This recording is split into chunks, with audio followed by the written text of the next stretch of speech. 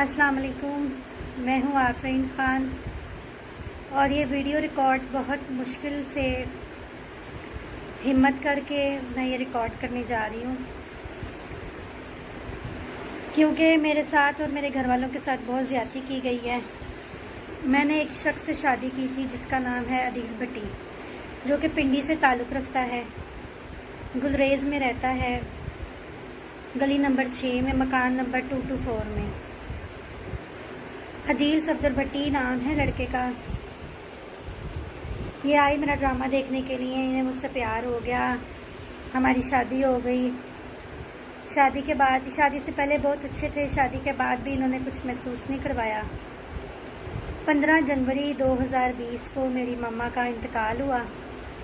मेरी वालदा के इंतकाल के बाद 1 हफ़्ते बाद इन्होंने मुझे बोला कि पिंडी आ जाओ, वहाँ पर हम रहते हैं, तुम्हारा माइंड चेंज हो जाएगा थोड़ा सा।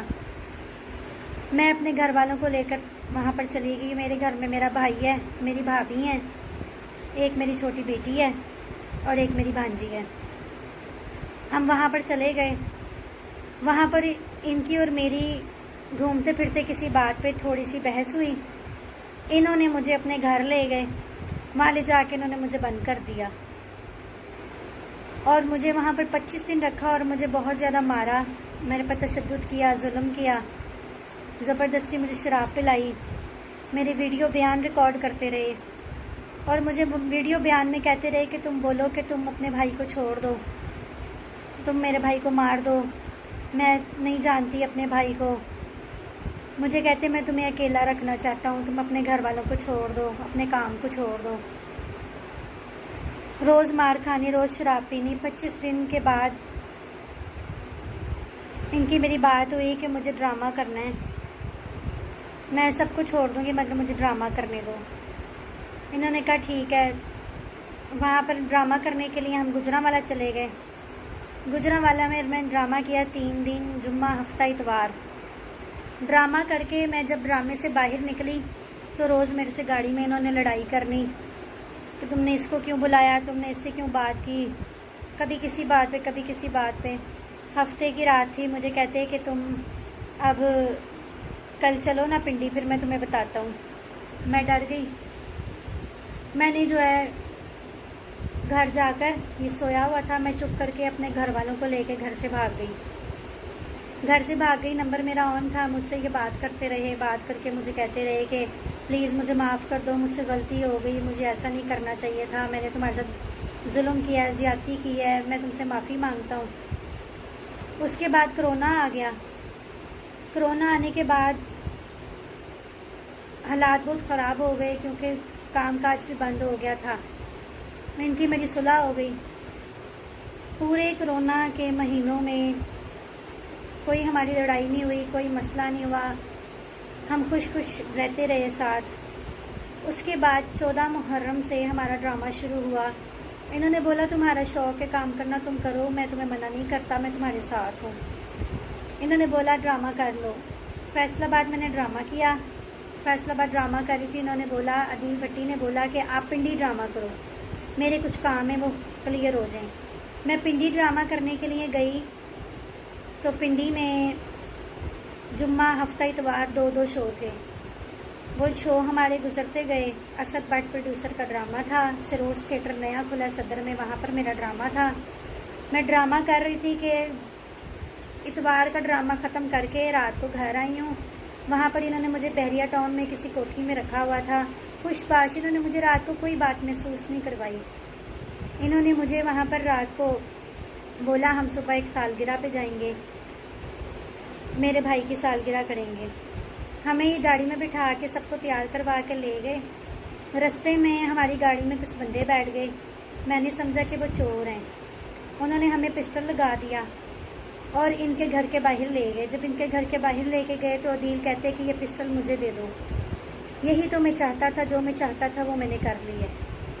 वो पिस्टल जो है इन्होंने अदील ने उन बंदों से पिस्टल ले लिया और घर पे ले आए। घर पर लाकर एक कमरे में मुझे भी मारा, मेरे भाई को इतना मारा, इतना मारा, इतना मारा। शाम 7 बजे मारना शुरू हुए हैं और अगली सुबह दोपहर 2 बजे तक मेरे भाई को मारते रहे हैं।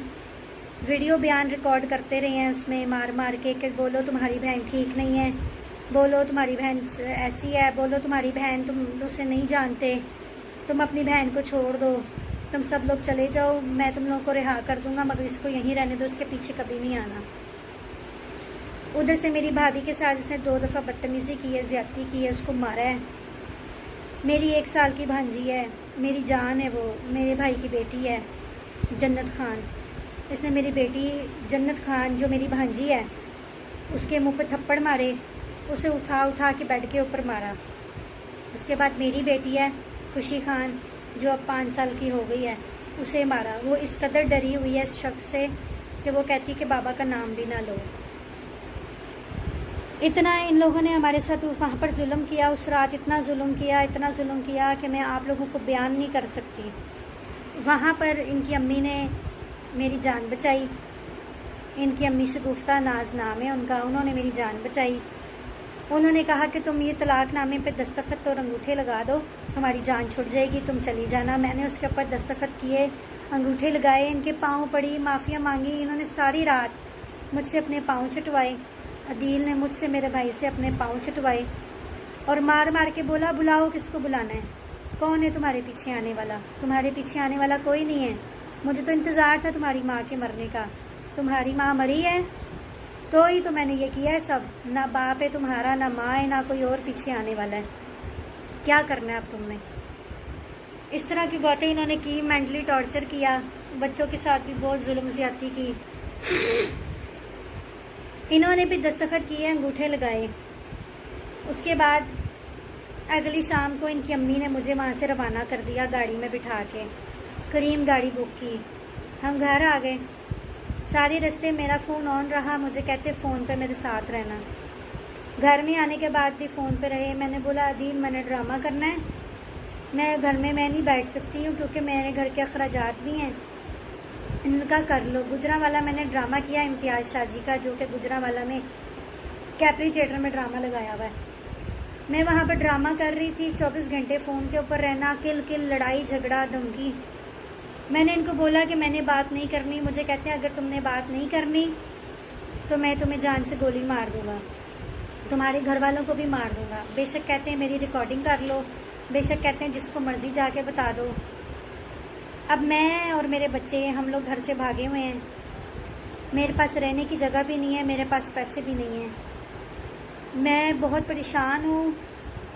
मेरी वालदा के जाने के बाद हमारे साथ बहुत जुल्म हुआ है। हमारे सर पर कोई भी बड़ा नहीं है जिससे हम मदद मांग सकें। आखिरकार हम लोग हुकूमत से अपील करते हैं, दरख्वास्त करते हैं कि इन जैसे दरिंदों को पकड़ा जाए। और मेरे पास सारे सबूत मौजूद हैं। इन्होंने ज़बरदस्ती स्टाम्प पेपर लिखवाए हैं, ज़बरदस्ती इन्होंने मार मार के चेक खाली चेक जो है वो साइन करवाए हैं। बिजली का करंट होता है जो पुलिस के पास, इन्होंने गुजरेज टाउन के पुलिस के बंदे भी बुलाए थे। उनके पास इतना सा कोई था वायरलेस के जैसा जो करंट लगाता है। इन्होंने मेरे भाई को उससे करंट भी लगाए, अदील भट्टी ने करंट भी लगाए उससे, ठीक है। और दस्तखत करवाए स्टाम्प पे और कहते हैं कि तुम अब जाओगी